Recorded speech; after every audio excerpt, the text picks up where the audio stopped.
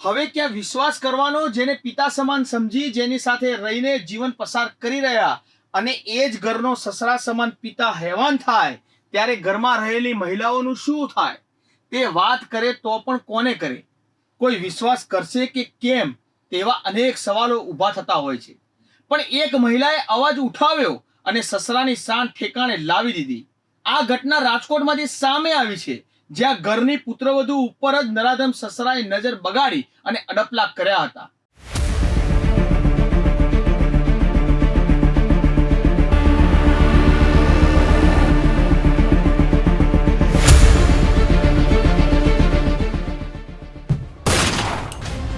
સમાજને કલંકિત કરતી ઘટના આવી સામે.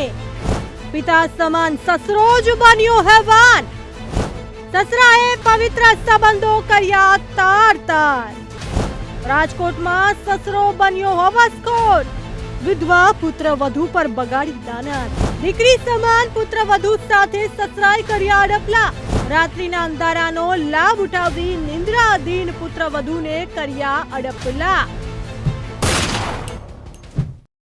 જેને પિતા સમાન માન્યા એ પિતાના સહારે આખી જિંદગી જીવવાના સપના જોયા. એ જ સસરા સમાન પિતા હેવાન બન્યો અને પોતાની પુત્રવધુ પર દાનત બગાડી અડપલા કર્યા. રાજકોટમાં એક એવા સસરાનો કિસ્સો સામે આવ્યો છે, જેને તેની પુત્રવધુને પોતાની હવસનો શિકાર બનાવવાના પ્રયત્નો કર્યા છે. આ સાંભળીને તમને થોડી ક્ષણ તો એવું થશે, માનવામાં નહીં આવે, પણ આ સત્ય ઘટના છે. આ ઘટનામાં પુત્રવધુએ સસરા સામે છેડતી અને મારી નાખવાની ધમકી આપવાની ફરિયાદ પણ નોંધાવી છે. પીડિતાના પતિનું થોડા વર્ષ પહેલા જ થઈ ચૂક્યું છે અવસાન. પીડિતા તેના 6 વર્ષના પુત્ર સાથે સાસુ સસરા સાથે રહેતી. પરણિત યુવતી માટે લગ્ન પછી તેનો પતિ જ સર્વસ્વ હોય છે, પરંતુ પતિ અકાળે મૃત્યુ પામે ત્યારે તે પોતાના સાસુ સસરાને માતા પિતા સમજી આખી જિંદગી તેના સહારે જીવવાનો નિર્ણય કરતા હોય છે. બસ અહીંયા પણ આવું જ હતું. પીડિતા પોતાના 6 વર્ષના પુત્ર સાથે રહેતી હતી. એ પીડિતાને ક્યાં ખબર હતી કે જેને મેં માતા પિતા માન્યા છે તે જ મારી ઇજ્જત લૂંટશે. પીડિતાએ ફરિયાદમાં જણાવ્યું કે ચિત્રકૂટ ધામ ફરવા ગયા ત્યારે સસરાએ આખા શરીરમાં અડપલા કર્યા. સાસુને ફરિયાદ કરતા સાસુએ પણ સસરાનો લીધો પક્ષ.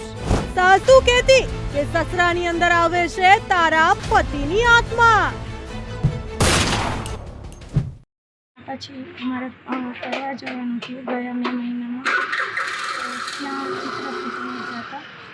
ત્યાં બી મારા સસરાએ આવી રીતના કરેલું ત્યારે મેં મારી સાસુ જોડે વાત કરેલી.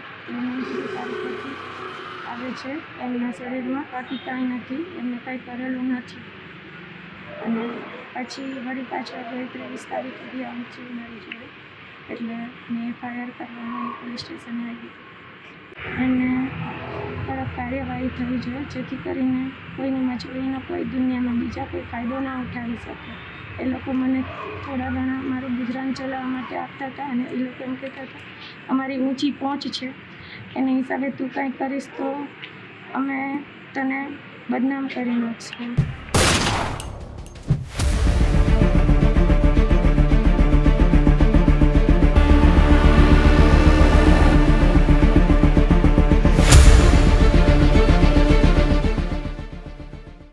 સાંભળ્યું ને આ નરાધમ સસરાના કારસ્તાન વિશે.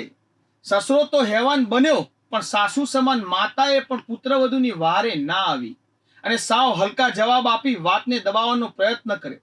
તમે તમારી પુત્રવધુને ગુજરાન માટે થોડા રૂપિયા શું આપ્યા એટલે તમે જેમ ફાવશે તેમ કરશો? આ ગુજરાત છે, કાયદા કડક છે. તમારી મોટી મોટી શેખીઓ નહીં ચાલે. તમારા જેવા નરાધમોને કડકમાં કડક સજા આપી એક ઉત્તમ રૂપ દાખલો બેસાડવો જોઈએ. તમે તો એક પિતા શું, તમે એક સારા માણસ પણ ના બની શક્યા. તમારા જેવા લોકો આ સમાજ માટે કલંકિત છે. કોર્ટ સજા આપશે ત્યારે આપશે, પણ તમને તામ્ર કર્મ કોઈ દિવસ નહીં છોડે. પોલીસે હાલ તો પીડિતાની ફરિયાદ લઈને તપાસ હાથ ધરી છે. ફરી મળીશું ગુનાઓનો પર્દાફાશ માટે. ત્યાં સુધી જોતા રહો બી ઇન્ડિયા, ભરોસો ગુજરાતનો.